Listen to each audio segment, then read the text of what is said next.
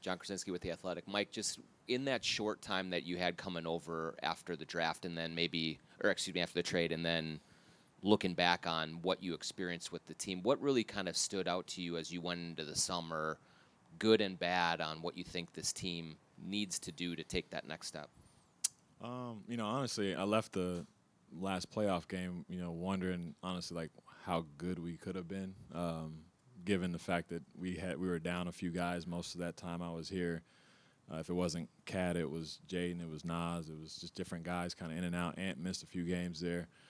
But finding a rhythm and finding that cohesiveness that I was kind of hoping to get right away, we never got that chance to build that. And so going in the summer, it was like, man, those same guys we have, like we had a chance to make a run. We had a chance to, really put people, their attention on the Minnesota Timberwolves and what we're capable of doing. So just a lot of more so excitement leading into this season.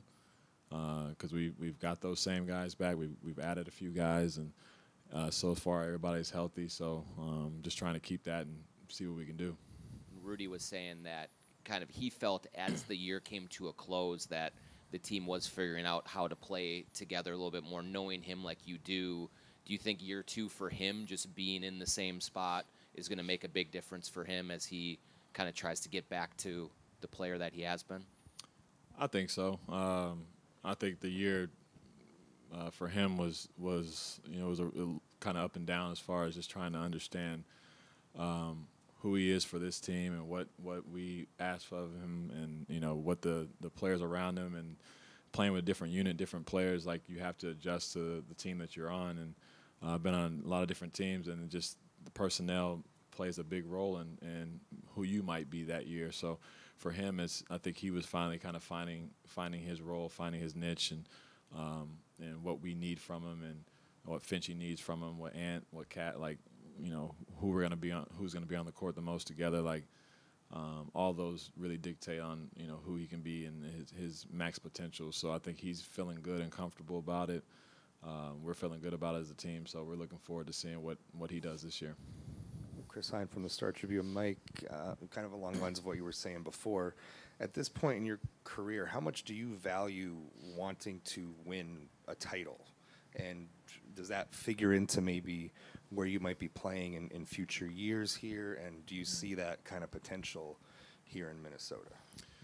Oh, yeah. Obviously, a title is like my number one thing at this point in my career. I've done a lot of things, but like that's one thing that I've never been in even an opportunity to play it for a championship necessarily.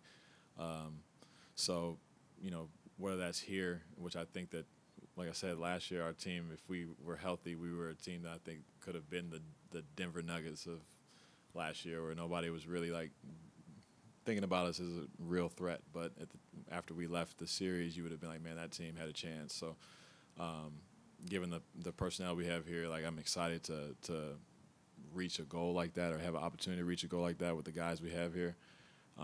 That's the goal for our team. That's the goal for the management, coaches. Like, nobody's out here trying to just play and make money. It's like we're trying to win a championship. So I'm where I'm supposed to be. And what did you maybe learn late in the season in that playoff series about helping, just facilitating Ant, Carl, and Rudy, and getting them to play with better chemistry that you were able to help out with? Well, I think a lot of it is just trying, because each individual guy is so talented at what they do. It's about trying to get that out of them all together at the same time. That's when you become that, much better, cohesive, elite team. And for me, it was just trying to be that bridge as best I can. Like, take moments where I'm like, Ant, just give me the ball for the next couple of plays. I'm going to try to get Rudy involved. I'm going to try to get Cat involved in a different way. I promise you I'll get back to you. Same thing with Cat. Like, Cat, you posted up a few times. Like, I'm going to try to get this ball over to Ant, kind of get him rolling, and even Jaden and other guys. We were playing early in the year. Just about trying to develop that trust, develop that confidence with each other, and then hopefully I continue to be that guy that they can lean on. When I say give me the ball, like, know that I have a good intention to try to get this thing rolling in the right way. Mike, Jamal Collier from ESPN. I want to ask you about Ant, and I think there's obviously just like a lot of excitement about him coming off the summer, playing for Team USA, and about what his ceiling and what he could do this year. How do you, just from your experience from seeing in the league, how do you see players take that leap from going from all-star good player necessarily to face of a franchise, face of a league, even kind of type? What do you think goes into that, maybe just beyond obviously winning games? I think there's a different mentality for those guys. I kind of saw it with Donovan there the first few years I was with him. You have the talent, you have the ability, you show it every day, you score, you play hard, you win games, but at some point you come back and you're watching more film than you're actually working on certain moves. You're telling the coaches what the play is about to be for the other team, how they're about to defend you. You're coming up to me telling me what actions are going to work tonight. That's what LeBron does. That's what KD, all the great Steph. They all know all that stuff. So they come in and they have a game plan for each individual night, and I think that's where he's headed.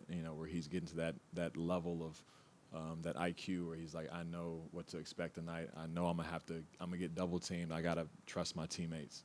Like that's the level you gotta get to. Mike Chase, Frederick Pioneer Press. Was it reinvigorating to be leaned upon as heavily as you were when you got here last season? Oh, I loved it, honestly. I did. Kind of felt like I was, my role changed from when I was with the Jazz to here in Utah. I was, a lot more facilitator, spot up mostly. And I got here and Finchie's like, I need you to score. I need you to dribble, ISO, like pass, like make plays, create. I was like, well, all right, like I can do it. I've been waiting to, kind of do it for a while. So it was good to have that kind of confidence from Finch and the coaching staff. They believe in me to be that kind of guy. And it was good to just see myself doing it again and know that I'm more than, still the same guy that I was years ago, being able to do it. Mike, building off that, how would you describe like the point guard role here with this team? Because it seems like you got a lot of different guys who are going to initiate actions and stuff, kind of compared to maybe other spots where you were just that traditional point guard of the offense. How is that different? You just have to end up becoming more of a basketball player as opposed to a positional player. Yes, I'm a point guard, but I'm a great spot-up shooter. I can space the floor. I can play off the dribble.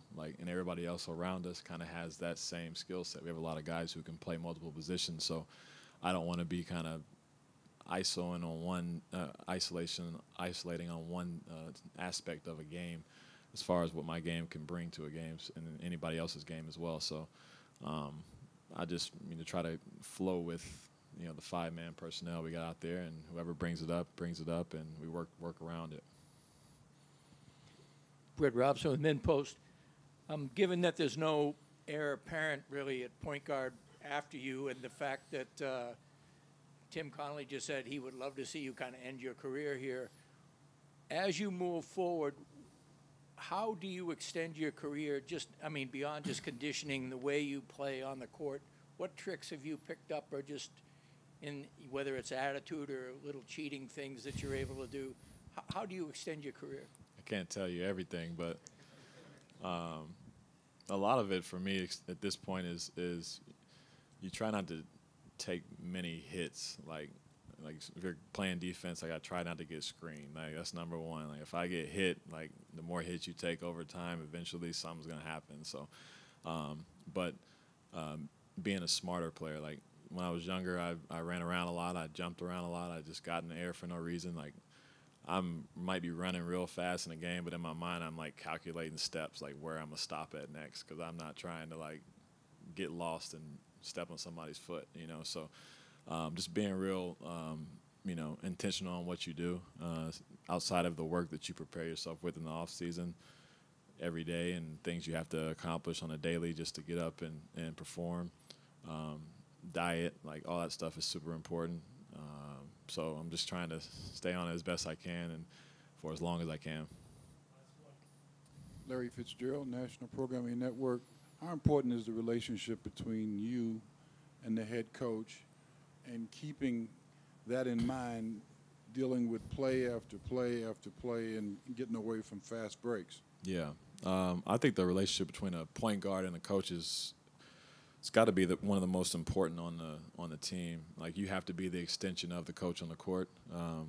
I've been on teams where, we look to the sideline for every play, and you be running down the opposite end. You're trying to look back at coach to see what to get in. When you have a good floor general or somebody else on that court, you don't need that. Like, everybody, look at me, make eye contact with me. Like, me and Finchie can talk afterwards. If I make a mistake, he'll come to me and say, let's not do that again. All right, cool. But for the time being, while I'm on the court, listen to me. I got you. I know the plays. I know what we need to be in. And that, builds that trust. It builds that respect on both ends. And I think it makes everything kind of run smoother. All right. Thank you.